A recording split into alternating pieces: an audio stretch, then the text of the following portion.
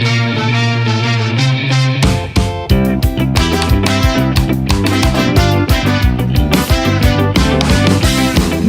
Bears podcast with Brad, Jim, and Will.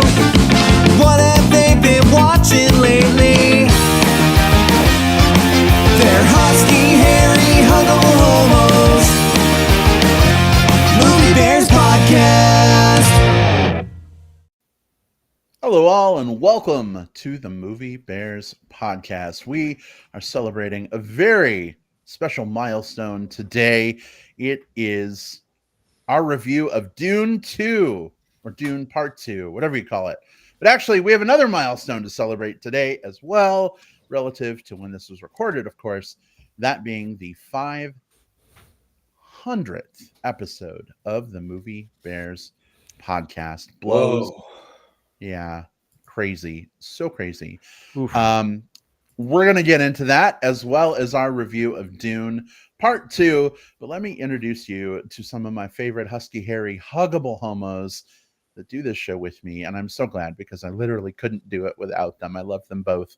Jim, maybe a little bit more because we're married, but Will, you know I got you in my heart always. I'll take it. It's fair. I get you. I as long as I'm in the will. You're getting a pair of AirPods, Will. So Will is in the will. I'm first. Fantastic. He loves me more. I'm just saying. Okay. Yeah. That's okay. I want the spillover, you know. I'm gonna spill over on you both in about 5 days. Anyway, hey, podcast.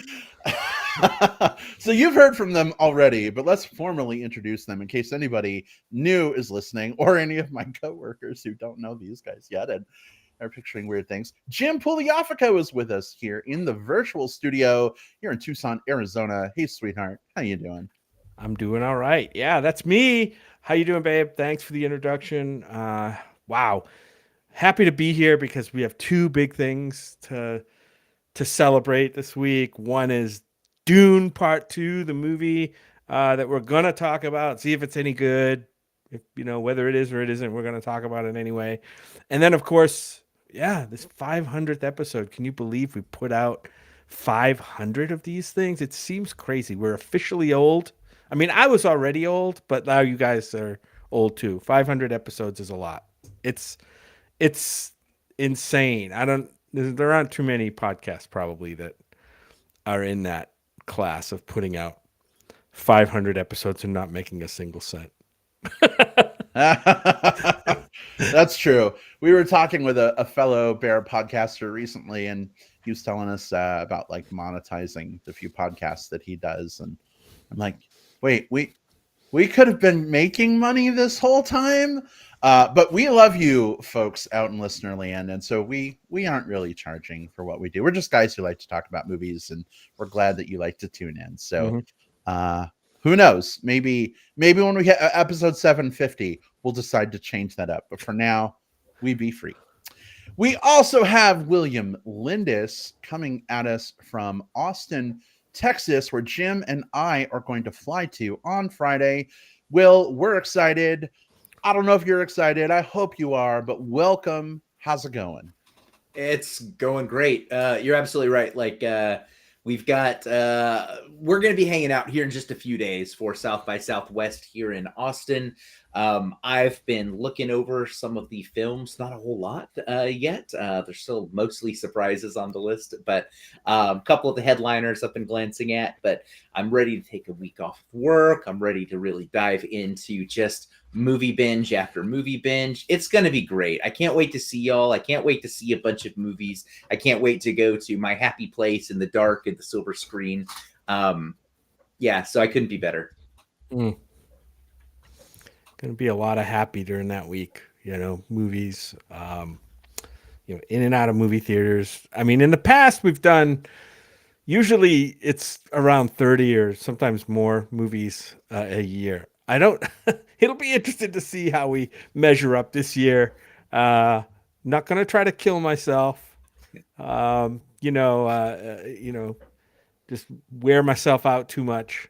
But we'll see. We'll see how it goes this year. We're going to fit in as much fun and movies and time with you, Will, as we can. So that's really all it comes down to. Yeah, most definitely. my company has a campus in Austin, and so I will be working during the days. Last year I had that whole week off, but this year I just started a new gig at work, different role, and it was not the time to take a vacation right at the start. So I'm looking forward to joining you fellas for movies. Of course, on the weekend that we're there, and then maybe during the evenings, some of those nights if I can get away. I have a work thing Thursday night. We'll talk about that. I just wanted to put that on your radar. They're treating me real special and it feels very nice. So I Oh, didn't wonderful. go, but totally stoked. We'll come hang out with you and your fam, the doggos, Scott, of course, see some friends maybe if we can schedule some meetups. You know, those few minutes we have outside of movies. But it's going to be a good time. We're pumped. But we were talking about the 500 episode thing, and I was just thinking about that for a second. I want to do a little math. All right, so 500 episodes. Jim, what would you say our average episode length is in terms of time once it's edited? Hour and 20 minutes. Hour and So which is 80 minutes. 80 minutes. So if we multiply 500 by 80, that is 40,000. 40,000 minutes. 40,000. So Yeah, how many divided by 60 how many hours? is 666.666 days, right? Is that or hours? Wait, did we just? I'll tell you what. No, hours. 666.6667 hours of Six podcast. It's a hell of a lot of hours. Yeah. 0.66 repeating for all eternity, guys. The 7 Yes. is just a lazy roundup. Yeah. Wow. Okay, Jim, divide that by 24. How many days of the Movie Bears podcast is that? 27 point something, but about almost 28 days. So a full non-leap year February's worth of episodes. Yeah. Wow. A month. Yeah. Like that's nonstop. Like nonstop. Yeah, that's going straight. No one's going to do And that. as Brad mentioned up front, we do not monetize the podcast. You know what that means? That is 28 days of nonstop film / like bear shenanigans with not an ad break one. Not one Not ad break. one ad break at all. Not $1 that you have to pay No. anywhere. Yeah. Like free content. That's God, should we have? You know what, guys? I really feel like we've missed some Blue Apron, HelloFresh, different mattresses. Like Surfshark. Surfshark. Yeah, I feel like these companies. Don't forget about Audible, guys. Oh, Come on. Audible, yeah, or Mailchimp. You know. yeah. Oh goodness. Well, it 666.66 repeating. Will, I agree with you. Definitely been a hell of a ride, hell of a good run. However you want to put it, it's been an amazing February's worth of content that we've created together without any OnlyFans ads at all. I mean, so that's maybe pretty good. Question mark. You know what? We have a plug section at the end where sometimes we wink, wink, nudge, nudge things. So that may not be 1,000% true, but I think it's technically true. All right. Hey, Ben is in the chat with us, and Ben says that is beastly. 500 episodes, 666 hours, or 28 days. Ben, that's a good way of putting it, for sure. But listen, people aren't tuning in right now to hear us pat ourselves on the back. It's a fun little hurrah for us. But the real reason we are here tonight, relative to this recording, is to review some motherfucking Dune Part 2. Are y'all ready to get into this movie? The review must flow.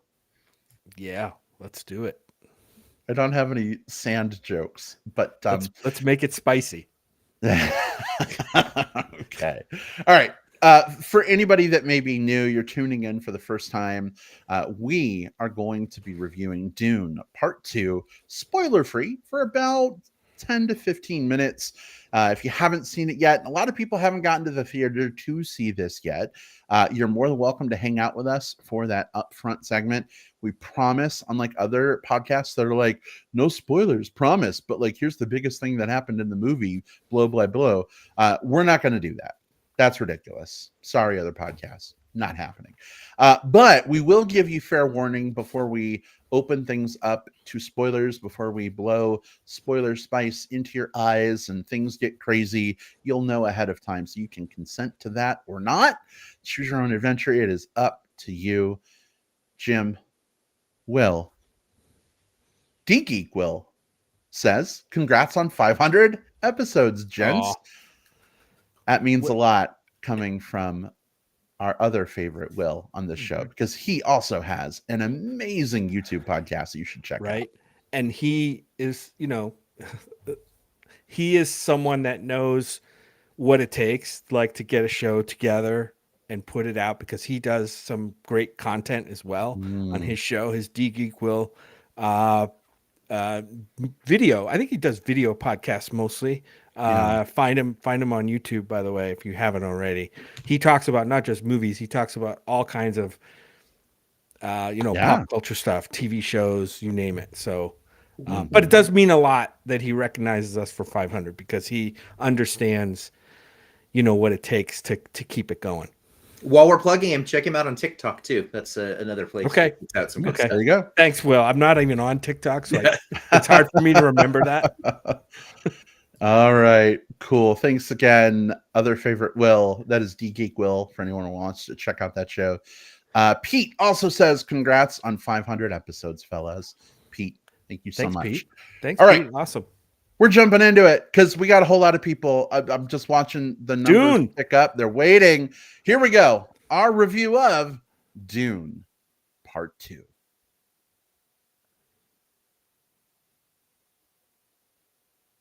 All right. One of our favorite people, David Patrick, says, come on, What? fellas, give me the tea. Hey, David Patrick. David Patrick. The David Patrick. Whew. So since David's saying that, Jim, you've been friends with David longer than I have, and Long well, time. I don't know that you even know David Patrick, but you should. I because- know him through Facebook. We are Okay. Facebook for yes, we know each other. Okay. Yeah. Okay. awesome. Well, he and his other half, Bill, are amazing fucking people. We love them to death. Hopefully, you get to meet in person one day. But Jim, it's all Yeah. on you. Lead us in.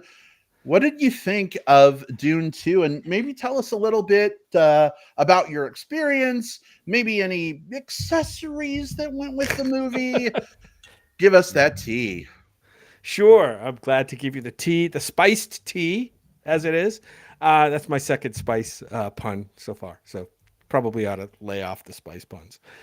But yeah, so this is Dune Part 2, coming off of the first, not the first Dune movie, because that was done by David Lynch several years ago, I believe.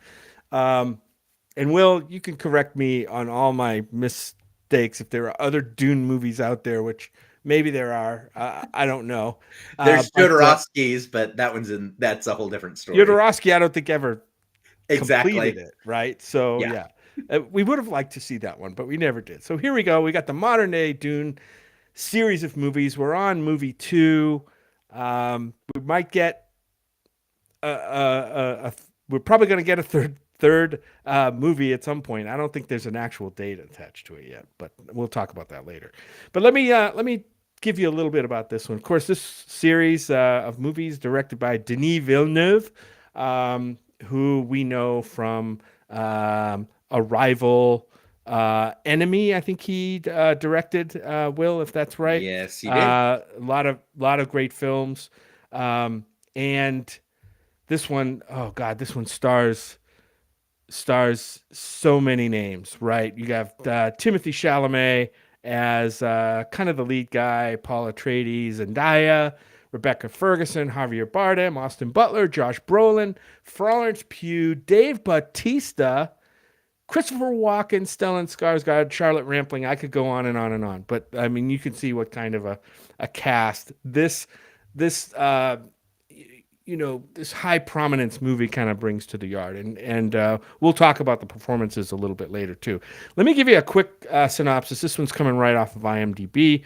Paul Atreides reunites with Shawnee and the Fremen while seeking revenge against the conspirators who destroyed his family.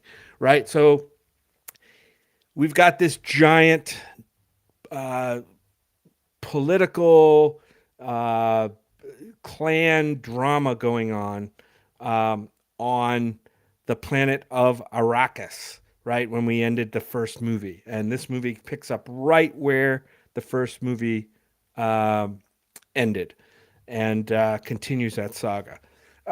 In general, I mean, these movies are amazing, right? They're amazing spectacle, fantastic to watch in a movie theater, big screen.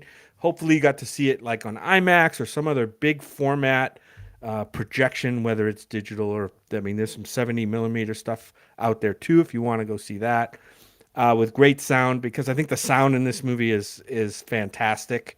I think it's well mixed. I think it's got a great score that kind of propels the drama in a lot of places where it might normally be a little bit slow, but I think the soundtrack does propel us through this. I really enjoyed this movie. I appreciate it for the spectacle that it is, the high drama of what's going on, high stakes that it sets up.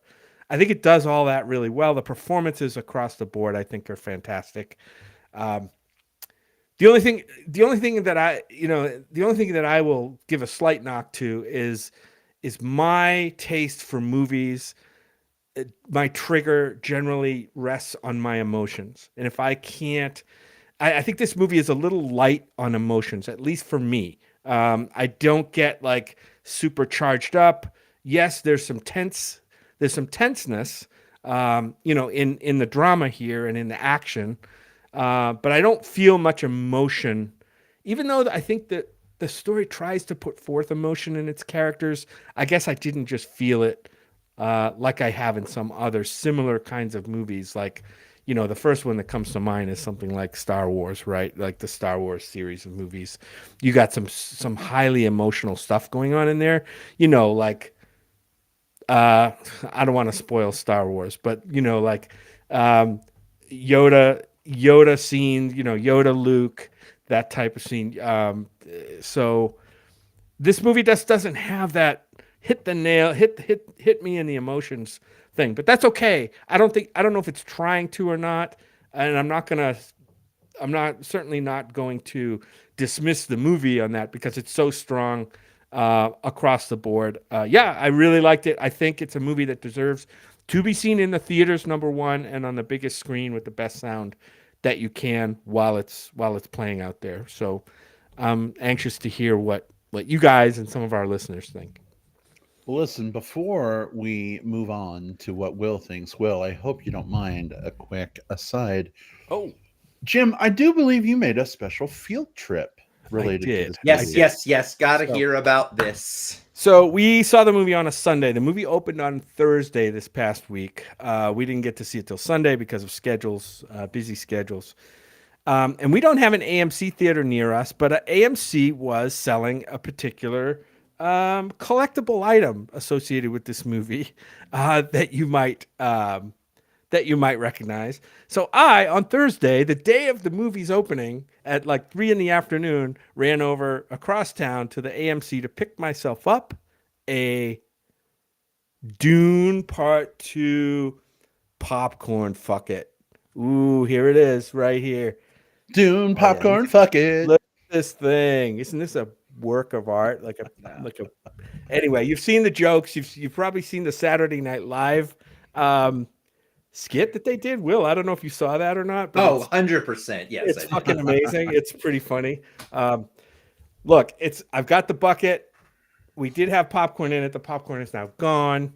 And look, I will say that there's many uses for this bucket, right? Mm-hmm. I mean, look at it. I mean, you can think of what you could do with this. I don't know. This could use it to polish a baseball bat, maybe, to clean the dust off your golf clubs.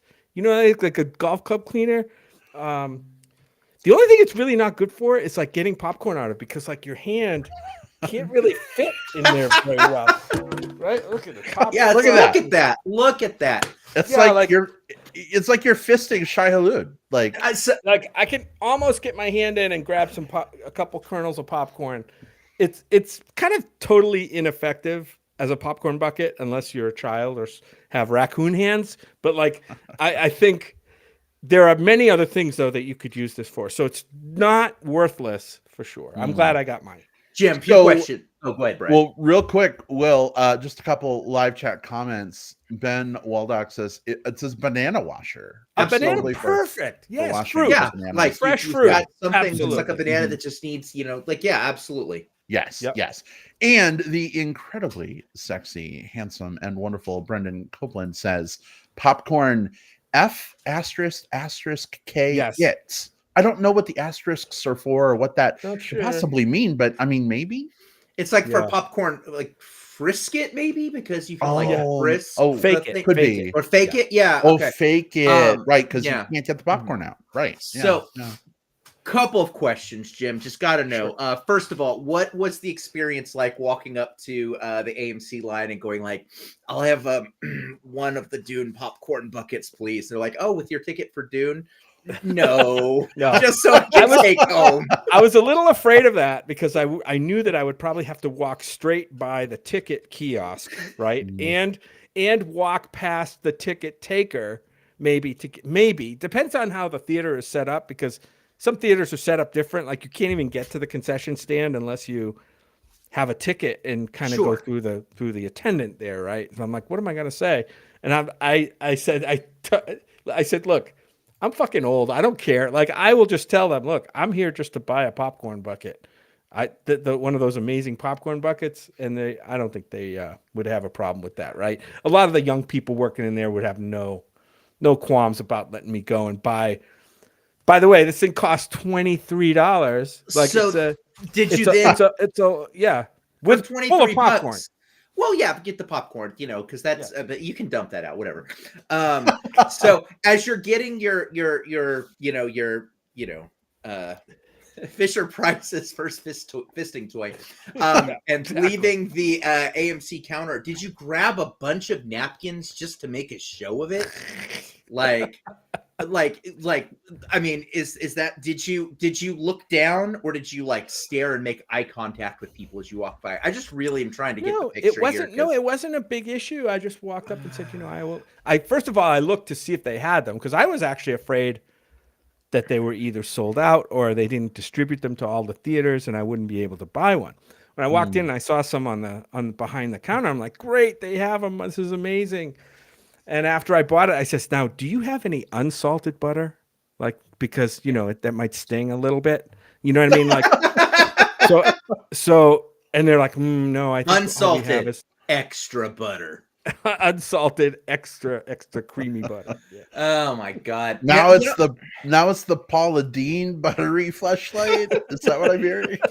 Does this mean? So you just said they charge you $23 for this thing. So what that's telling me is if I'm AMC and I just and I'm selling kind of like hand over hand, I guess fist over fist, these AMC these like obviously like hee ha ha ha popcorn buckets. What is the chances within the next year we're going to see something that's going to be dick or butt or something else shaped in the popcorn form? Oh, yeah. Because it worked so fucking well for the marketing here. Like, I feel like this is a gateway drug for just pretty much every movie having some sort of like top shelf cleanable, top shelf your dishwasher. I could totally see like apparatus. dick shaped drink dispensers. You know what I mean? Like, Yeah. yeah. Yeah. Huh. Okay. Here's the weird thing. Like when I was very young, probably 1970, maybe even younger than that. One of the first serious movies that I was brought to by my dear late grandmother, who I loved very much, would take me to movies. And she took me actually to see 2001: A Space Odyssey because I was kind of a nerd geek. I loved like astronomy and space and stuff like that. She says, "Oh, I'll take my grandson to see 2001: Space Odyssey." And one of the things they sold there was an orange drink in a plastic orange with a straw sticking out of it.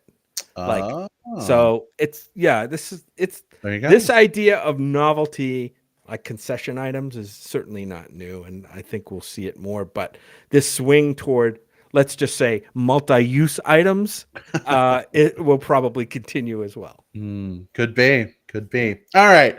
Well, that was a fun story, Jim. Thank you so much. Will, let's talk about the movie that spawned the popcorn fuck it. What did you think of Dune Part 2? So I'm gonna start by saying I'm an easy mark for this movie for a few different reasons. Denis Villeneuve, I think I've said this before in the show. He's my favorite, like, current modern working director, in terms of just someone who I can consistently see movies from. Every one of his features, and I actually have to take that back. I still haven't seen Maelstrom. That's the only one of his features I haven't seen yet. But every one of the other ones I've seen, loved, 4.5, 5 stars, almost damn near across the board. And so I knew coming into this one, I'm already kind of an easy mark. Plus, I loved his adaptation of the first one. This one not only delivered, but I would say exceeded my expectations. I think what's really interesting here is that it hits all of the big elements that you want from a capital M movie. For me, I got those character moments. I was able to feel the swings as the characters were wrestling with fate and wrestling with what their destiny happened to be or what their destiny could not be, or how they played parts in the different socio-political things that are happening on the planet. We got to see the big picture stuff, but it was all told through the stories of these individual characters. Each of those performances was fantastic across the board. I mean, of course, Timothée Chalamet and Zendaya are the two on the poster. They're the two we most talk about. Whenever Javier Bardem was on screen, I was absolutely entranced. I thought that the way that he played his character and we'll call them convictions for this point. We'll talk a little bit more in spoilers, but I loved it across the board. Looked amazing. This is a visual feast. I saw it in we have in Austin, like a true IMAX. They normally show at our history museum. They show David Attenborough, naturey things most of the time. But when some of these big releases come out, they'll have a Friday, Saturday set of showings as well. So we went and we saw that, sat right in the middle. Sandworms, like as far up as I could see, sandworms as far down as I could see. Amazing. And this is the right type of movie for that. But I also loved that this movie is very smart with its time. Like, it sometimes sucks when a movie wastes your time, right? And this film cut a lot of the slough out. There were moments, and I can talk about one without it spoiling anything, really. There's a scene where someone's getting ready to send a letter. They have letters on these little, metal poles with words written around them that they send, almost like scrolls. And we see that it's we see the person put it in a little thing, put a wax seal on it, and as the seal comes up, it's transitioned to the person that's receiving it, opening it, and doing something with it. And I just thought, there's so many movies where they would have then filmed the shot of someone being handed the thing, someone going off and delivering it, someone handing it off. They cut straight to, I'm going to give this message. I've received this message. It kept the movie very kinetic and very flowing to me. And there were a lot of scenes like that where they covered a lot of time in a short period of time. I'm on board for Dune 3. I know that I think they've Denis has been talking about there could be up to 6 of these things. I'm on board, right now, knocking it out of the park. There is some pre-production. I think they're starting with Dune 3. Jim, you're also going to be really happy to hear this. So he's also attached right now to direct Rendezvous with Rama, which is a book written by Arthur C. Clarke. And do you know what else Arthur C. Clarke wrote? 2001: Space Odyssey. Yeah. Right. So it all comes full circle, right? I love that connection all the way back. My orange drink cup and my popcorn. Fuck it. Now that I'm a full blown adult. This is damn near a masterpiece for me. It's funny. This movie could have come out last year. They pushed it back. We're a week away at the time of this recording from Oppenheimer probably winning about 7 or 8 Oscars. Yeah. And had Dune come out instead, I think that this would have been a year where Dune 2 and Oppenheimer would have been splitting most of those statues. So it would have completely changed like the big award ceremony in a pretty pivotal way. So I'm now interested in seeing kind of what the next year looks like now that we have Dune on the slate and kind of what's going to compete with it. Cool shit either way. Dune 2 is amazing. Go watch it on the biggest screen possible with the loudest noise possible. This is not a wait to watch it on your phone on a flight movie. This is a go out and see it now. See a spectacle movie in the spectacle of the theater. All right. Well, thank you so much for that. I went to use my mouse to unmute myself, and there's a cat on it, but thankfully her butt somehow clicked the unmute button. So there's a cat on a mouse. I believe it or not. Now she's jumping down and going to your office, Jim. Heads up. Kira Muffin is on her way.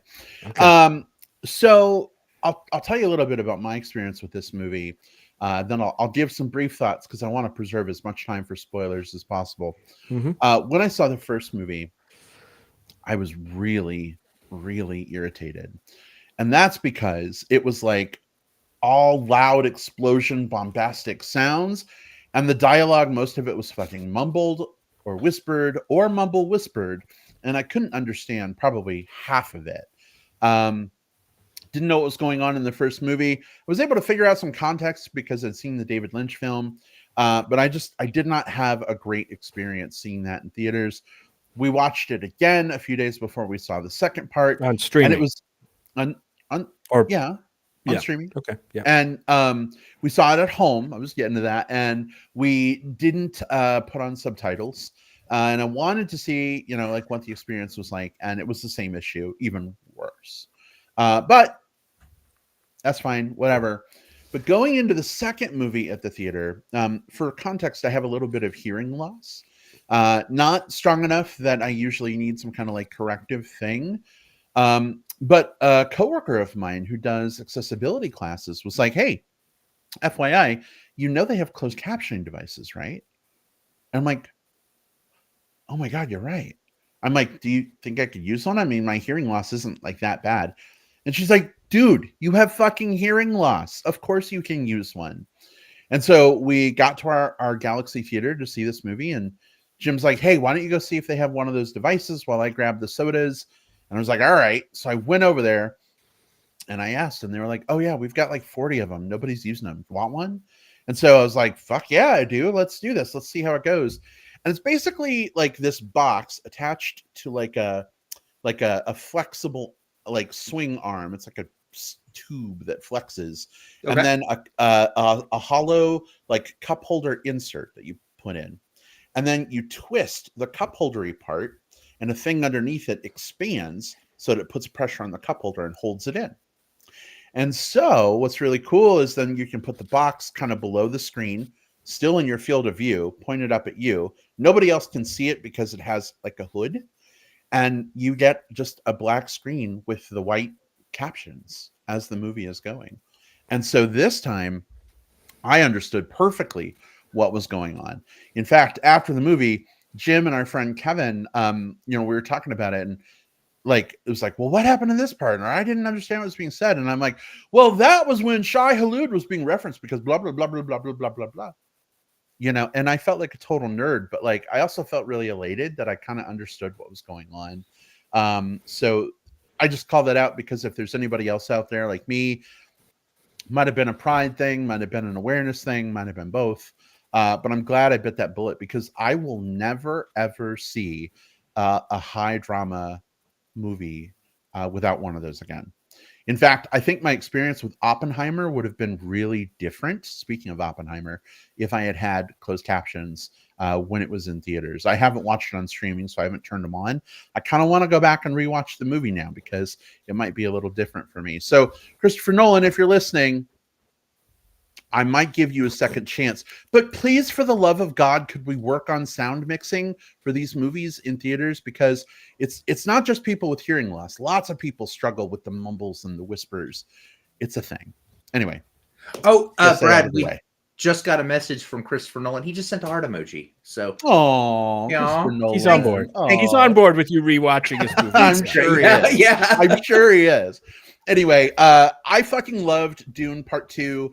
I will say the length fucking dragged in the middle for me, and that's why this did not get 5 stars, but it got pretty close. I think we could have changed some things up a little bit to make that middle portion not so long and drawn out. Talky. The rest of the movie did a really good job of like mixing that stuff up. There was just a bit of a slog. So pacing was an issue for me, but otherwise the acting was fantastic. Obviously the visual effects were incredible. The loud bombastic sounds were amazing. The mumbled whisper dialogue, maybe not so much. But this was really solid. So if you haven't seen this yet, I absolutely co-sign. Go see this on the biggest screen with the best sound, especially possible. This is the goods. So Right. And I'm glad you've discovered like the ease of use and the improvement that you get with the closed captioning, right? We have this problem also when we stream stuff at home. A lot of these films, these big release films especially, that have like very prominent scores over them.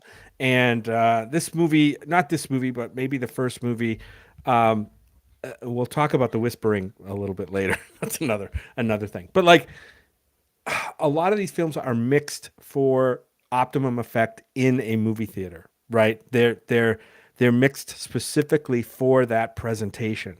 And when you get the same film released to digital outlets for streaming or for buying, you put it on at home, you don't have a movie theater optimized sound system, and you often, I see people complain about how do I get the dialogue to be more prominent over the explosions and loud score. Right. You know, it's an issue. It is an issue in film across the board.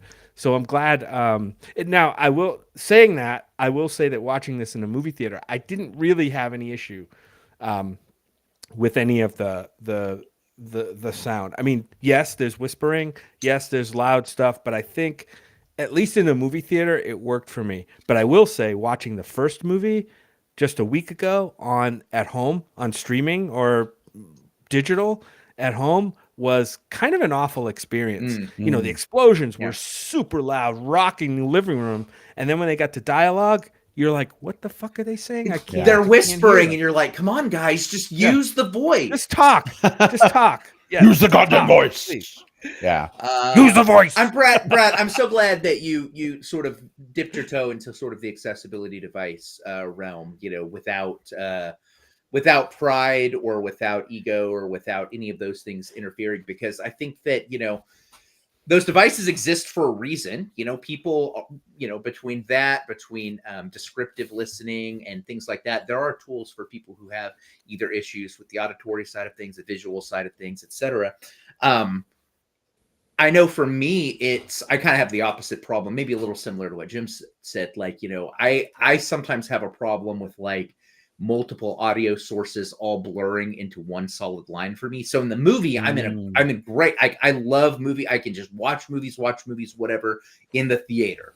But as soon as I'm at home and there's just one thing doing, the dishwasher a couple of rooms away, or maybe there's someone outside like working on their car, it makes all of that audio like sort of equalize for me. And so I can't hear any of it well. So I close captions everything at home. And that's my way of being able to deal with again, not the same thing, Brad, but like a particular obstacle that I'm going through. So yeah, whatever it takes to sort of be able to enjoy the film on the terms that helps you best enjoy them. That's awesome. And a good PSA for people listening here. Yeah. One day, my hope is, maybe it's 20 years from now, my hope is that like I'll have eyeglasses that can just like sync up with the movie and give me the captions on my eyeglasses. That would be the easiest, Coolest way to do that. It would be awesome. Anyway, we've got one more live comment I want to go to, and then we're going to jump to spoilers. Brendan says, to me, it really felt like a movie in distinct 3 parts. And not to give anything away, but I didn't think we were going to get the 3rd part in this film. I thought it would be pushed into Dune Part 3. And it was just so great to have that 3rd part come in without having to wait, for another movie. Obviously, another movie is coming, but yeah, it was really great without spoiling anything, right? To have that like satisfying like capstone to it. So great call out.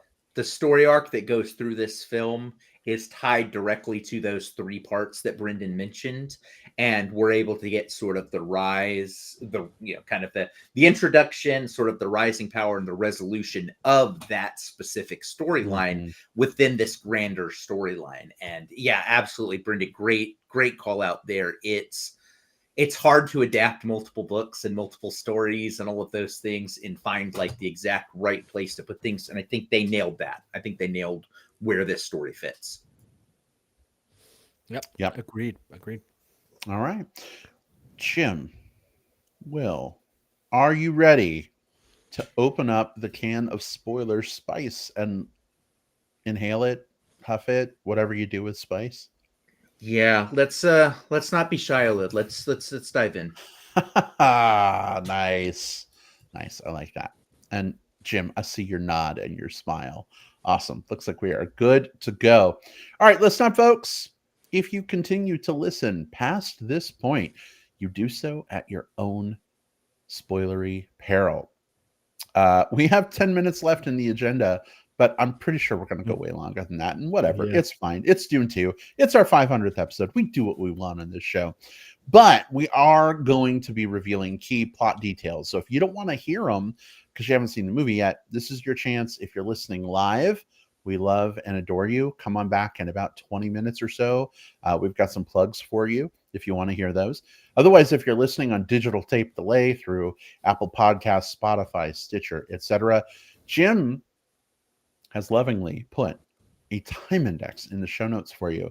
And in fact, most popular podcast apps nowadays let you just tap on the time you want to go to, and it'll scrub you forward. So feel free to skip ahead to plugs. And then after you see Dune Part 2, come on back and listen to the spoiler section.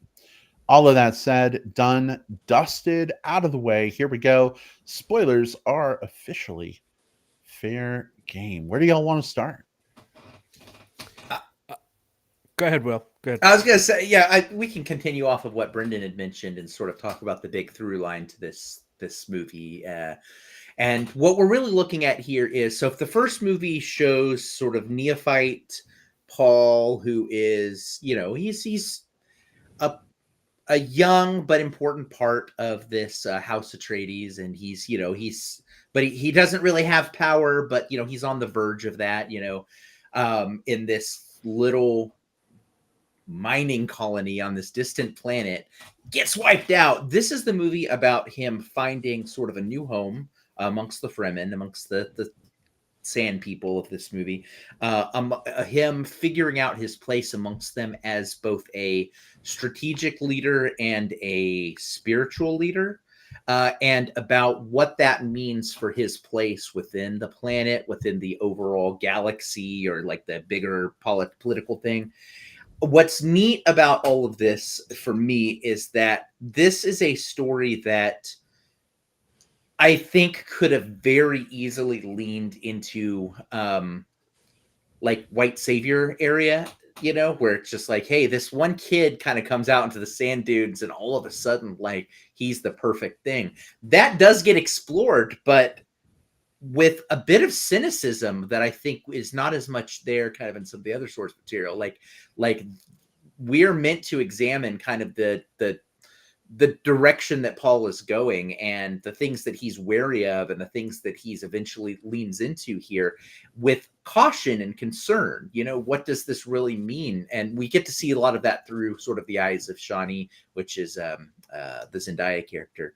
And we end this story with him having essentially taken over Arrakis as part of the, him and his Fremen, and having designs much further beyond the planet itself. This is the Emperor Strikes Back of the Dune story, in that it ends on, I don't want to say a darker note, but like definitely on a sharper note. And that's also kind of funny, considering, honestly, like Dune came out before, I want to make this point clear. Dune came out, like the novel, way before Star Wars, and a lot of the things that George Lucas took from like included in Star Wars were things that he was inspired by Dune on. So when I say it's the Empire Strikes Back, I just want to sort of like, lampshade that by saying like, yeah. I know Dune came first. I know that, without Dune, we wouldn't have Star Wars. But I love that kind of darker direction, and I want to see, kind of, having not read further into the Dune books, I don't know what happens next, and I'm curious. Oh, okay. Yeah, I thought that maybe the third movie would be like the end of the main Dune books, but it sounds like that's not the case. I haven't read any of the Dune books. I barely remember the first movie. But what I like in this movie is the Paul Atreides character is not, it doesn't appear to be like your typical hero's journey, right? This almost seems like the villainization, right, of this once good, quote unquote, character. At least for me, in the first two movies, it seems like he's going in a darker direction. Obviously, we're in spoilers now, right?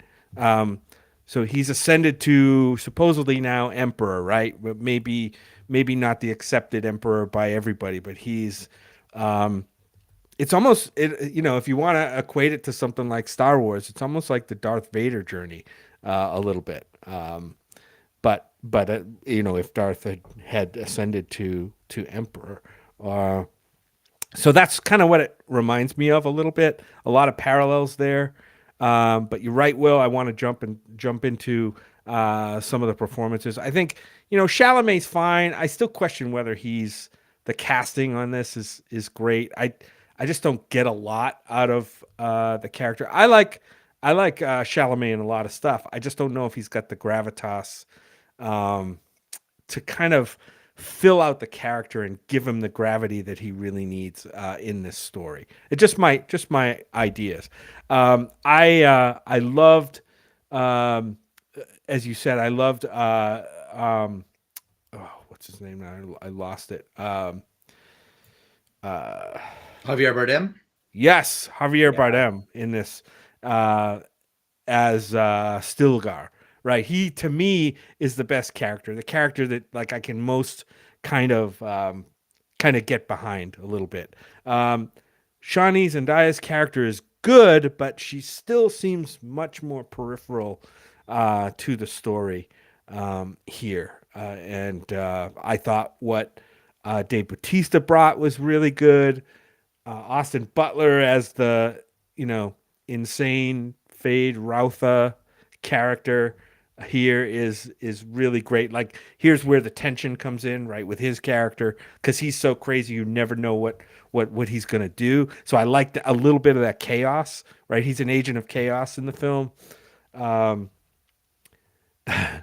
Walken, I mean, he's Christopher Walken, and I actually laughed out loud during one of the scenes where he's like, I think somebody called him mad, and he's like, mad? And he just says bad, and in that like Christopher Walken thing, and I almost fell over laughing. I got to be honest. Be honest. This movie was a 4-star movie for me, and it lost half a star because of the pacing, and it lost half a star because of Christopher Walken. I find it very difficult. I find it very difficult to take Christopher Walken seriously, but I mean, everybody gets to do serious roles if they want. But Jim, exactly that line that you just mentioned, like, totally took me out of the movie and reminded me that I was watching Christopher Walken do silly Christopher Walken shit and not like the emperor of the fucking whatever. And so I was not a fan of that. I wish they had cast somebody more serious in that role, or I wish Christopher Walken would have really shown like a more serious tone. I know a lot of people liked him in the role, but it was super distracting for me. Yeah, I didn't find it just as distracting. That one line kind of stuck out to me, and I thought it was, to the point where you might think it was intentional, but that's just what he does. Everything else I thought was fine. He seemed to me like the emperor that's kind of at the end of his reign. He's a little bit jaded and kind of out of touch with things. That's what I got out of the character. And if that's the kind of emperor he is, then to me that's mission accomplished. As far Did you as say the performance whimperer? goes. Oh, Emperor. Because that was real. I don't know if that was intentional or not, but that was fucking Whimperer. awesome. Yeah, there we go. Yeah, I think what's neat about going back to the Javier Bardem character, Stilgar, this is a religious fanatic who his views are really based on this prophecy that he keeps finding, whether it be because it's a legitimate prophecy or whether it be because he's As it is written. yeah, or whether he's seeing a legitimate prophecy and kind of looking for things to pull together. It creates this self-fulfilling thing where by the end of it, he and all of the other fanatics and all of the other followers are pushing Paul in such a way that he initially resists, but by the end of this film, it's interesting to see a character, to me, like Atreides, who is, he doesn't go forward. He doesn't actively like, I'm going to dive in and be this like religious cult leader who like enacts like a holy war upon the entire universe because of the power of how great I am. To see someone sort of reluctantly and against his own best wishes pushed into that role. Like, it's almost an inevitable tide that this character's placed on. And that's compelling story work for me, to see this character have to push against that, but unable to stop it. Shawnee's the only one that really sees it coming. I want to talk also about Austin Butler, because I really love that bald-headed Elvis knife fighting with Timothy in this. Yeah. I thought Austin Butler was really fun in this. He played such he's the Fade Routha, and he's this Harkonnen kind of younger, badass, malicious knife Wild fighter child guy. Yeah, and he gets he gets some really like just chew the fuck out of the scenery scenes. Yeah, I really liked any scene that he was in. Yeah. What did you guys think of just kind of the overall feel and the effects, and mostly like the sandworms? We got riding sandworms in this movie. What'd you guys think of those scenes? I thought the sandworms were pretty incredible in this movie. Of course, we got them last movie too, but like in a much more reduced capacity, right? Right. Here we got like full on 3 fucking giant sandworms. We got Grandpappy Sandworm, the biggest sandworm ever, and of course, the special chosen one was the one to ride that one. Right. But I think that they were done well visually. It was even improved from the last film, especially when like the mouth is like coming up out of the sand. I noticed when we watched the first one before we went into the second, that like sometimes sand just disappears at the lip of the mouth. And I think it's like the sand is supposed to be going in, but it didn't look quite right. This time around in the second movie, I mean, it looked like it was like flowing up and over and in. And I was really impressed with that. So, I mean, it's just a little detail, but like considering these things like basically fly through the sand and use the sand inside to like propel, through, I thought that was super cool.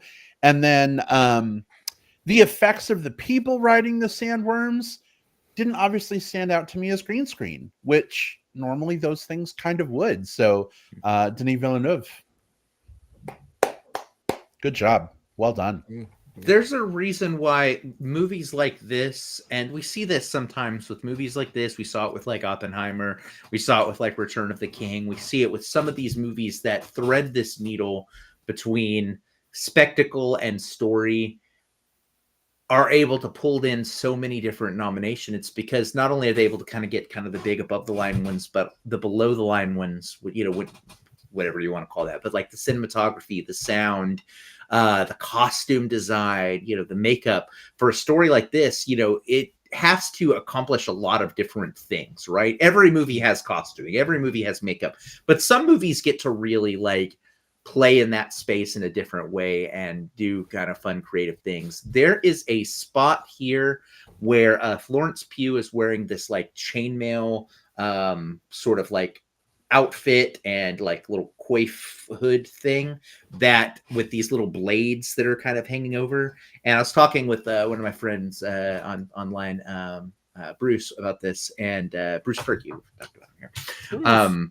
And it came up that like, this is going to be like the most like, if cosplayers aren't getting ready for this for Halloween, then they're doing something wrong, right? Like, like that is such an iconic outfit that needs to be like used. I'm expecting to see it on Drag Race. I'm expecting to see it. I legit sit like the lady sitting in front of me as we stood up. She said, well, I know what my Halloween costume is for this year, referencing the Florence Pugh one. So I know that we're going to see a lot of that. And it's because it was so good. It looked so good. And it told you a lot about the world without having to tell you more of the world. It built that stuff up. So I loved seeing all of that. Not just her. Every one of the characters' costumes looked so good. I said the exact same thing to Brad with I'm sorry, babe. Go ahead. No, you go ahead, and then I'll I said the exact same thing to Brad as we were watching the movie, but not about those costumes that you're talking about. It was during the arena fight scene when they had these dudes or these people in all black, like skin tight suits with these massive, like horned things on their head, and they don't have eyes or anything. I'm like, that's my fucking Halloween costume right there. That looks badass. Some costume designer gets a good award for that. But yeah, I think one of the things I did notice about this movie, and it's not just an issue with this movie. Hey, real quick. Yeah. Real quick. Can I come back to what I was gonna say real quick? Yeah. Okay, great. Thank you so much, because it relates to what you were talking about. So Ben Waldock in the chat says, I loved every scene on Gaiety Prime. That harsh palette was insanely good. The Bene Gesserit sisters' robes washing out from black to white as they entered the sunlight made me double take. What an eye. It was chef's kiss. It was visual, like, it's one of those scenes where as a filmmaking team, they had to make the decision, what does this planet look like? What differentiates it from like the oranges and browns and yellows of Arrakis, and what does that really look like? And the idea to go really harsh into that stark black and white is a bold move that I don't think a lot of other films would have. This could have been like a really boring color palette, and instead they said, fuck it, let's go all in. 100% agree, Ben. Like, this was just, this was candy for my eyes. I thought it was really striking too, although I do know there's some people out there that probably say, what's with the fucking black and white?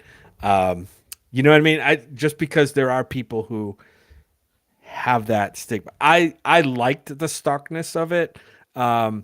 It's definitely a choice that set that setting apart from the rest of the film, which was basically beige, to where everything was beige to like a stark black and white, almost like I felt almost like a chess set or something. I don't know. It was interesting the way it was laid out for me. I'll be honest, I'm the people. I didn't understand why everything was suddenly like black and white. It looked really cool. It was really amazing to look at, but I didn't understand why all of a sudden there was no color. So is there an explanation that like something about the light on this planet creates this effect? Is that maybe rooted in the books, or was Denis Villeneuve just like, I want an artsy fucking sequence? So that sets itself apart. Yeah. I don't know. I'm not a book guy. Each one of these planets has a different, like, we're used to seeing sort of like, what do things look like under one specific type of yellowish sun at exactly this height and exactly this. So what this gets to really explore is like, all right, what do we look like on planets that have multiple suns? What do we look like on planets that have like, nearby like star clusters or things like that? I think that's really what this is coming from. Ben just solved it for us. And Ben, thank you so much. Ben says Gady Prime has a collapsed star that doesn't have full color spectrum. Okay. Bingo. So I recant that as a criticism. I was like, Denis Villeneuve is just jerking himself off in black and white. But if this is actually from the books and there's an explanation, then 100% that was awesome. Also, Sammy fucking W. Hey, Sammy. Good to see you. Sammy says the liquid fireworks were amazing. Mm-hmm. Yeah. So both in black and in white. I think we got both. I think we got both colors of that of liquid fireworks. But yeah, that was a cool effect as well. Yeah.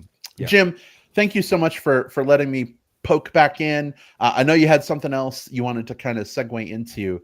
Take it away, please. Yeah, I did notice. I'm pretty sure this film was like a PG-13 rating. There's a lot of battles in this. There's some hand-to-hand knife fights in this. There's some like machete attacks. This is another one of those films that has these scenes of brutal violence that doesn't really show the bloody consequences of. And don't get me wrong. Again, I'll say it. I'm not a bloodlust guy, but if you're gonna have brutal, bloody violence, you should fucking show it. Like, I don't understand why guys just go down in a heap. There's no blood. Like, people getting slashed in the neck, in the face, with almost no blood to show in this movie. And that's another choice. And I'm pretty sure I don't know for a fact because I'm not a filmmaker and I'm not in the studio world of having to satisfy ratings inspectors. But yeah, it's a pet peeve of mine, and I'll bring it up because I was a little disappointed that it affected this movie as well. I gotta go the other way on that one, although I think that's absolutely a fair thought. For me, when I'm looking at like kind of a sci-fi story that is more about kind of the politics of it, and like the violence is like an offshoot of it, but not really the point, like it's a part of the story, but this isn't an exploration of like, this movie isn't an exploration on the consequences of violence, right? This is a movie about two groups kind of going up against one another. And so I didn't need to see that blood because I saw the consequences were there for me. It's sort of like going back to the Star Wars example. When we go through the Star Wars movies, we see, basically people fall down with like a little laser, maybe like a little singe mark on their armor, or they disappear into a pile of robes. It doesn't make that any less impactful for me because I know what's happening there. If anything, I think the blood staining the sand would have actually, there's a world where that may have actually kind of visually taken away some from the movie. I don't know what we're seeing. I'm not sure I can agree there. I guess it's like playing with army men or GI Joes, right? You shoot them and they fall down, they're dead. That's basically what we get here in this movie. But these are wars. There is brutality. There is, to me, the threat of the violence in this movie and the wiping out of people is a lot of the stakes of a movie like this that has political wars in it. And to shy away from that seems a little, I don't know, just doesn't really quench me, I guess, in the way that it probably could have. It doesn't have the impact, I guess, that it could have. Yeah. But this also makes it to where, I don't think, again, going back to the for me thing, I don't think we need to see blood for us to see consequences, right? And this makes it to where there's an audience that might not get to see this otherwise, not, I won't say kids, but people of a certain age. And I don't think that's a fault of the movie. That's not a bad thing. If you want to say, hey, we want to talk about the consequences of war, and not just war, but the consequences of factions and religions and stuff like that, the types of things that could help form like formative views on society, we shouldn't only limit those to movies that people of a formative age can't explore. So I think you can explore violence in PG, you can explore it in PG-13, you can explore it in R, you can explore it in unrated, like, and each one of those is going to have a different flavor and a different reason for being. Now, I agree with you in horror movies because the point of horror movies is the violence a lot of times. And so when they pull their punches there, but for me, I don't know that was really the point. Okay. But different strokes. We can agree to disagree. It's fine. That's what I love about us on this show. Help us, Brad. You don't have to take a side, maybe, transition, whatever. Yeah, I always struggle with this because this is a movie about war, and really like brutal war at that, right? And so not that everything has to be super gory, but like little blood spray here, a little like blood pool there, can really help sell, I think, the gravity of what's really going on. Like we keep seeing all these people like getting swiped and slashed with nice knives, and like no blood really coming out much, if at all. I don't even know that I saw any. And it felt to me like watching the Power Rangers battle the putties, like before the monster would grow better big effects. They get in their Zords. Yeah, with better effects, right? So I think, especially in the fight with how do you pronounce is it Fade Rotha and Paul, like Paul fucking like stabs him in the gut and in the chest, and like, was there any blood on that at all? There was blood on his knife. Well, we did see that. Okay. Yeah, I think I remember that. But like, not that I need to see a geyser of blood shooting out of him, but like, I don't know. It just felt like I was watching a kid's version of that fight.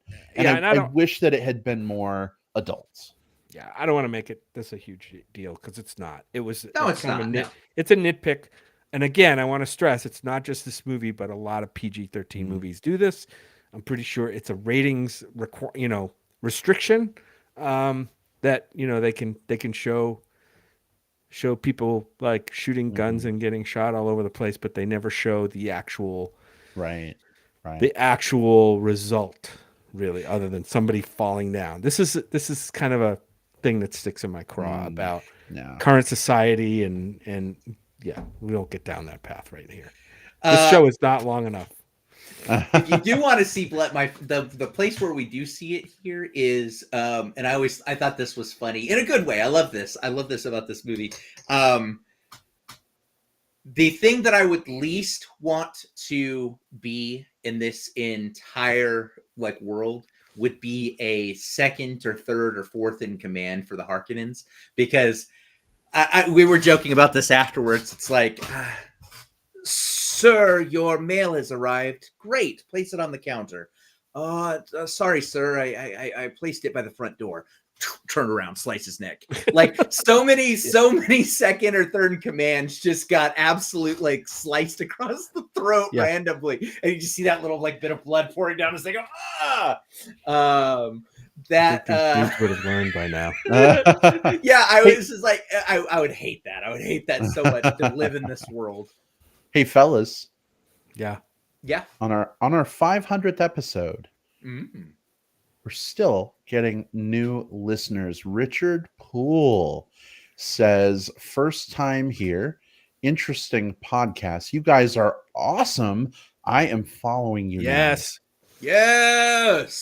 Richard, thank you for joining us. We're glad to have you. Anybody, is welcome. And we really appreciate that you spend your time listening to us babble on about movies. The Movie Babble podcast. Yeah. I mean, not inaccurate. All right. Well, Richard, welcome. So glad that you're enjoying the show. And hopefully we'll do another 500 episodes for you to enjoy. But this is for Richard and anybody else new to the show. Don't forget to check out our back catalog. As referenced at the beginning of the show, there's literally 28 days worth of podcast goodness for you to enjoy, and we hope that you do. Jim, Will, any other just burning thoughts you have to get out before we switch over to some other things we want to talk about? I mean, I'm interested to see the third movie already. But it's unfortunate. I think we're gonna have to wait a couple years at least. Sounds like I think Denis Villeneuve wants to maybe make even another film before he finishes the third part of this. So we don't know. We don't know when we're going to see it. The other thing I want to mention is I'm interested to see what happens with Rebecca Ferguson's character, and especially the supposed birth of the child that she's carrying. I'm surprised we didn't get that here, but I think obviously in premonitions or dreams in Paul that he's having. He's actually talking to his unborn sister at certain parts of the movie. Yes. So I think that's going to be interesting to see what happens there. I'm predicting that without knowing the books or anything, and I could be way off, I think this character is going to. I'm guessing there's going to be a jump in time at some point. Well, then, let's talk really briefly about that, because we do see who they've cast for. Oh yes, we character. do. Furiosa. So yeah, Anya It's Taylor-Joy is part of that, which I knew nothing about her being in this. That was a going surprise. into the movie. Yeah. It was such a pleasant surprise. I've said this before again on the show. Anya Taylor-Joy is one of those people you can put in damn near anything and she elevates it. That doesn't mean everything she's been in has been good, but she elevates everything that she's in. Is the title of the third movie going to be Spice Queen's Gambit? Yes. Yes. Spice, yes. Queen Spice. Yeah. So I think that in the next one, it's going to be. This is my take. I could be wrong. It's going to be Rebecca Ferguson, Zendaya, Anya Taylor-Joy, and let's say two other kind of prominent female leads. They get on a tour bus and they go traveling and singing their way across Spice World. I love it. Which one's going to wear the knee-high boots? We'll see. All of them. They're going to be opening for. They're going to be opening for Taylor Swift. Yeah. All right. Awesome. All right. Well, let's wrap this show up. I think we're just about. Oh, we can't end the show But yet. But plugs. Butt plugs, right? Yeah. Yes. Butt plugs. We'd end the show. Butt plugs have to be a thing. This is us just having a lame excuse to say butt plug as many times as possible. And with the Shai Hulud bucket, like, there you go. Nice. Well, I just thought of another use for this. You mentioned butt plug. Here you go, Jim. This is I'm a coming great for you. butt plug cleaner Okay. and holder. So for those of you who are listening to audio only and missing the wonderfulness happening on video right now, Jim's holding up the Shai Hulud popcorn bucket from AMC with its giant gaping hole, and Will is holding up a giant wooden fist to go into the Shai Hulud fuck bucket. And they're apparently going to combine their powers and make some good things happen. With our powers combined, we are disgusting. Here's your I don't thumbnail. Oh my God, Jim. Yeah, that's the thumbnail. Oh my God. Yeah. All right. Okay. Yeah, But plugs. Here we go. All right.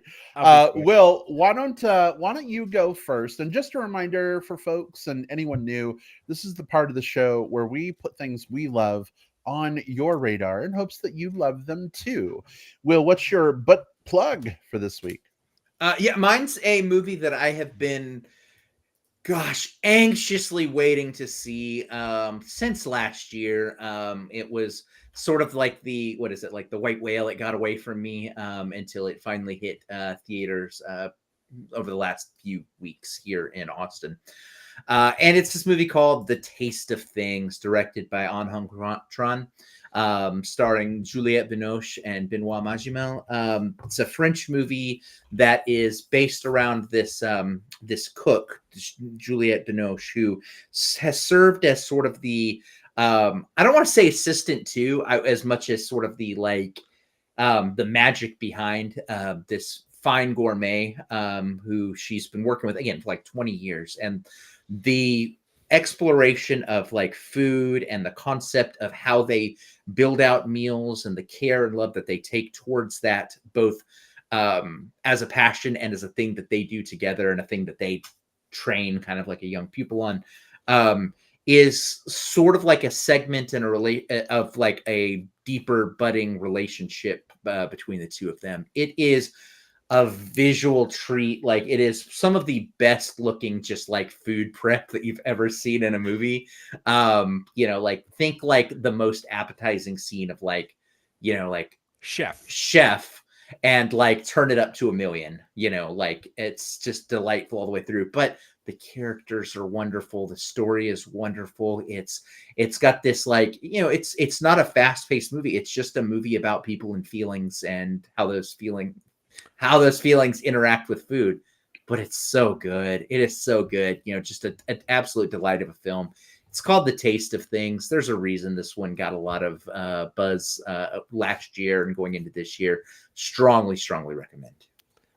Well, yeah, I haven't got to see this one yet, but I've heard a lot about it. And, of course, on the topic of South by Southwest, we saw a chef several years ago at South by Southwest, which was amazing.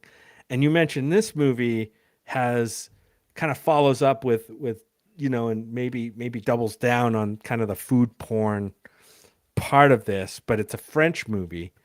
So this could be called The French Chef. What do you think? That's a good. If I'm judging this movie, I'm gonna give it a full 5 Michelin stars. Okay, there you go. Yeah. Just don't go hungry, right?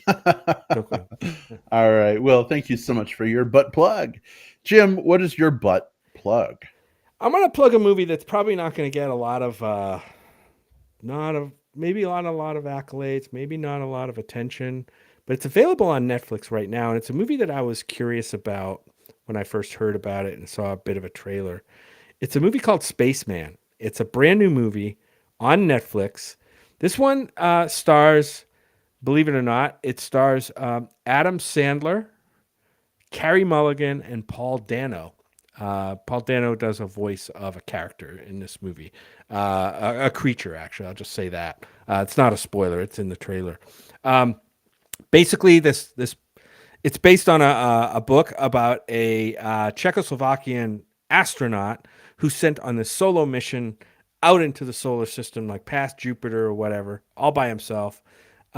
His marriage disintegrates while he's on this mission, and his wife is breaking up with him, basically, and he's distraught, he's depressed, and lo and behold, a creature appears inside his spaceship with him, and it's a weird premise. Adam Sandler, it's not a comedy at all. This is Adam Sandler in like a super serious role, and I think to me anyway, my flavor of Adam Sandler is this character, the Punch Drunk Love character, the Uncut Gems character, which he was amazing in, we remember, and also in this one. This one's directed by Johan Renck, who directed the series Chernobyl, which we really liked a lot. It looks great. It's a sci-fi film, kind of like a throwback to sci-fi films, like space exploration films, where there's a lot of little things in here besides the central conflict that I really liked about it. Like, and I wonder how they did it. Like, he's living in zero gravity. There's a lot of things going on with the ship, technical things, just little details that seem to be right in this film. And it's called Spaceman. It's available on Netflix. If you like sci-fi, if you like drama, kind of like slow drama, you're not going to see any explosions and spaceships, crashing. I'm not going to say you're not going to see aliens because that's in the trailer, but yes, it's a real good movie. Spaceman, check it out. I don't know if this is a spoiler, so I'm not going to put the comment up on screen, and I will redact a word. But Ben says it has a giant blank, just like here in Australia. So yes, it does. Yeah, voiced by Paul Dano. I have not yet seen Spaceman, but I'm excited. Spaceman, yeah, 30 Rock fans. No, I haven't seen it yet. It is on my list, though. It looks like, I mean, it's one of those movies that it looks like it's my kind of shit. Yeah, look, it's not a masterpiece. This is something that I would expect to see, like even at Fantastic Fest. It feels almost an indie movie, but done to the nines with effects and and of course the cast. It surprised me how good it was. It's not a perfect film, but certainly an interesting watch. All right, excellent. Well, Jim, thanks for putting that on people's radar. Sorry for the doorbell. That's our dinner. Ding Uh, dong ding. Do. Good thing we have a microwave. Yeah. For me this week, my butt plug is a little show that came to Netflix a couple weeks ago that I was a little late getting to because I just have not had a lot of time. And hitting up South by later this week. I'm sure we're not going to finish it, babe, before South by. But I'll give you a clue: water, earth, fire, air. Air, Captain Planet. Oh my It's god. Captain Planet. Yeah. beard, Oh my God. It's Captain Planet. tattoos. Yeah. No, that was the spoofy thing that I put on Facebook just for fun. The live action version of Avatar: The Last Airbender has finally come to Netflix. It was announced a few years ago. Have been following the development of this series very closely, and I don't know. I have mixed feelings about it, but I am generally pretty positive on it. They've done a great job with the bending effects, which I was especially wary of on a Netflix budget. Appa the Flying Bison is fucking amazing, and I think that the actors portraying Zuko and Sokka are like dead on. They are amazing, not because they are exactly the same as the cartoon characters. Like they kind of put their little spins on it too, but I think they do fantastic. Katara and Aang, I'm not so sold on yet, but I'm really appreciating the like darkness of this series. They fucking like kill people on this show, and like on a kid's cartoon, that doesn't really fly so much. You might kind of imply that it happens, but like watching people like get roasted alive was Yeah. like a thing. I'm like, oh wow, okay, all right, I guess we're going that direction. But Jim, that's what I was thinking of earlier when you were making your point about like PG-13 things and like no blood or no like I think it adds something to this show. Lots of people on Reddit disagree with me because it's traumatizing. The brutality, you mean? Yeah, it's traumatizing for their like 5-year-old kids to watch people, get immolated. Sure. But you know what? I'm sorry. It is what it is, and I'm really loving it so far. We are 3 episodes in. We have some Aussie Survivor to watch tonight.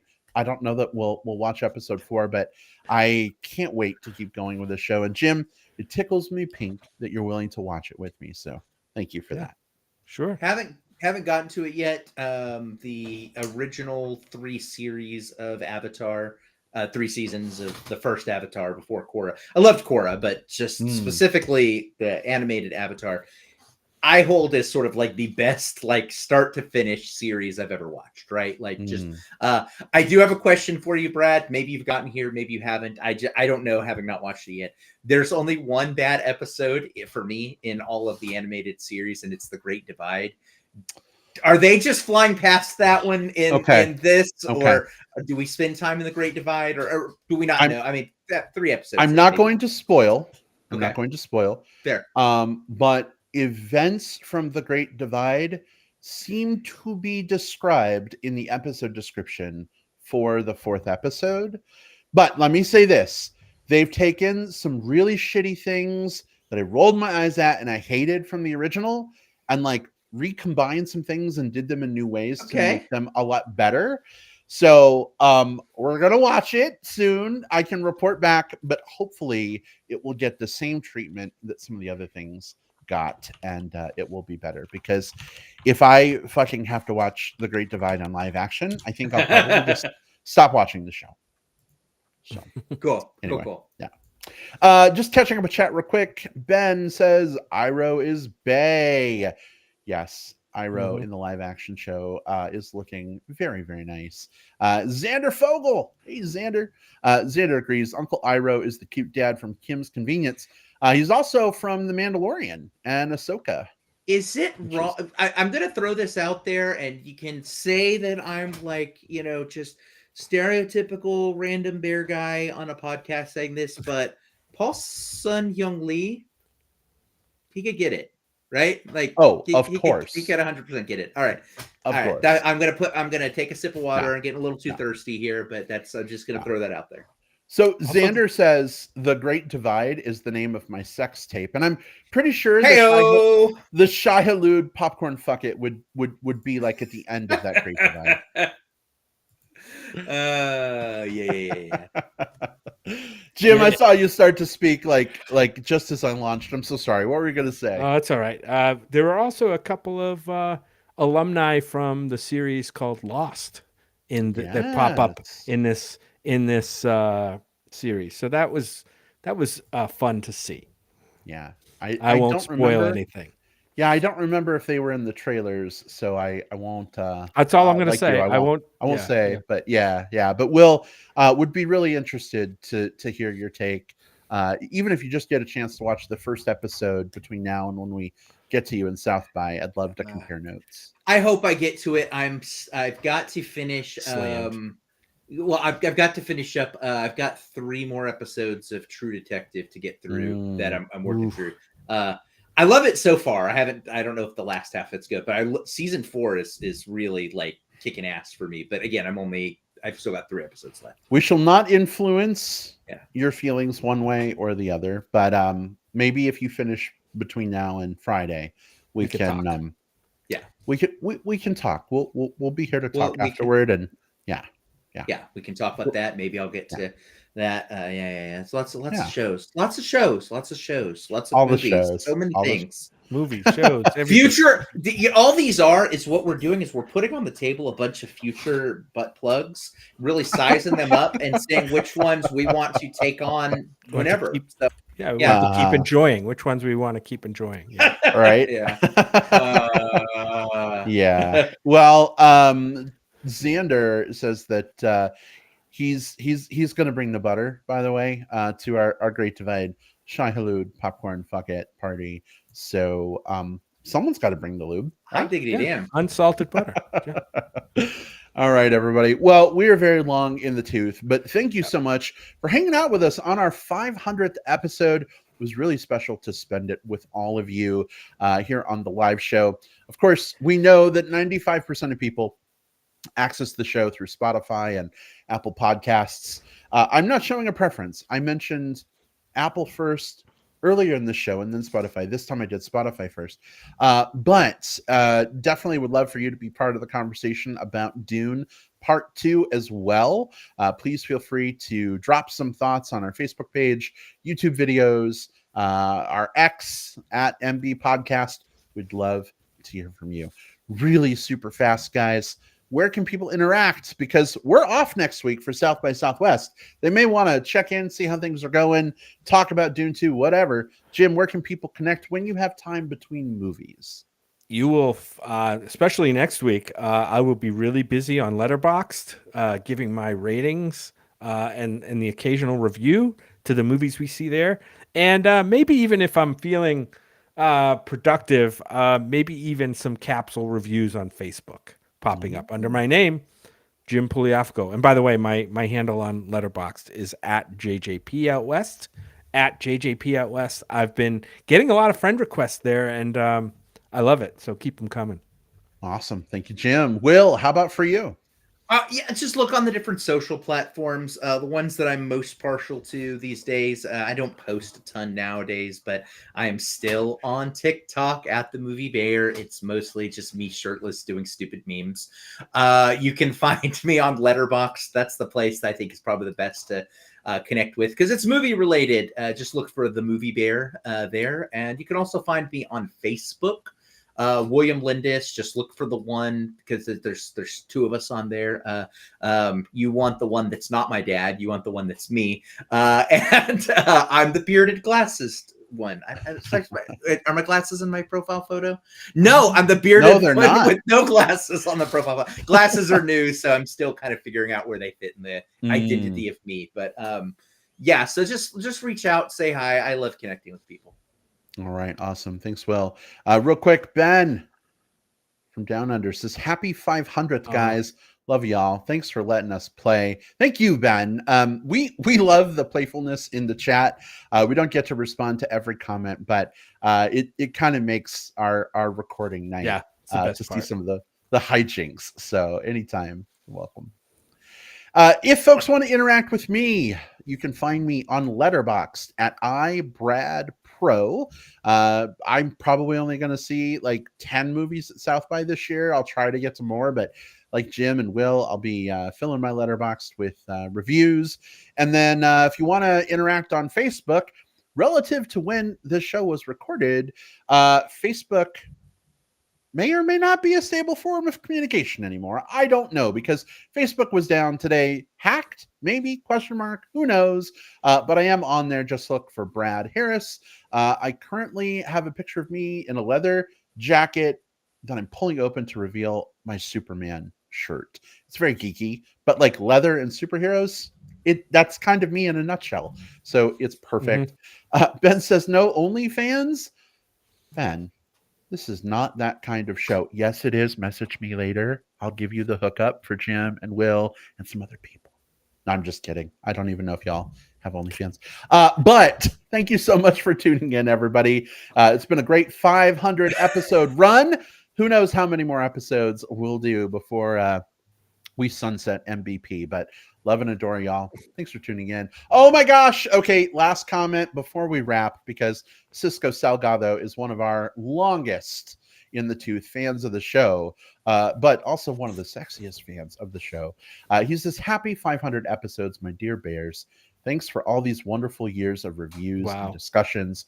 Your show has carried me through a PhD, a postdoc, and 3 jobs. That's a new way of measuring 500 episodes. Those are some accomplishments right there, Cisco. So you should be proud of that. And we're just glad to be a side accompaniment to that. That's awesome. Absolutely gobsmacked by that, Cisco. Thank you so much. Glad to be along with you, and thank you for you've been all of our listeners have, but you have as well. Someone who we've enjoyed hearing from, just sort of at our different epochs through the years. So thank you, and let's keep on keeping on together. Yeah, absolutely. We got to meet Cisco during the Balloon Fiesta in Albuquerque last fall, and Cisco is amazing. Such a wonderful, sweet, warm, handsome guy. I screenshotted that comment. I did the others as well, FYI, for our smile file. But Cisco, thank you so much for that. And yeah, like Jim said, I hope we get to be your side piece, for many more years. Or side accompaniment. What was the word you used? Whatever it is. We want to be it. So there you go. All right, everybody. We'll see you all next time. Take care. Goodbye. Goodbye. Jim, here's the voice. Bye-bye. Bye.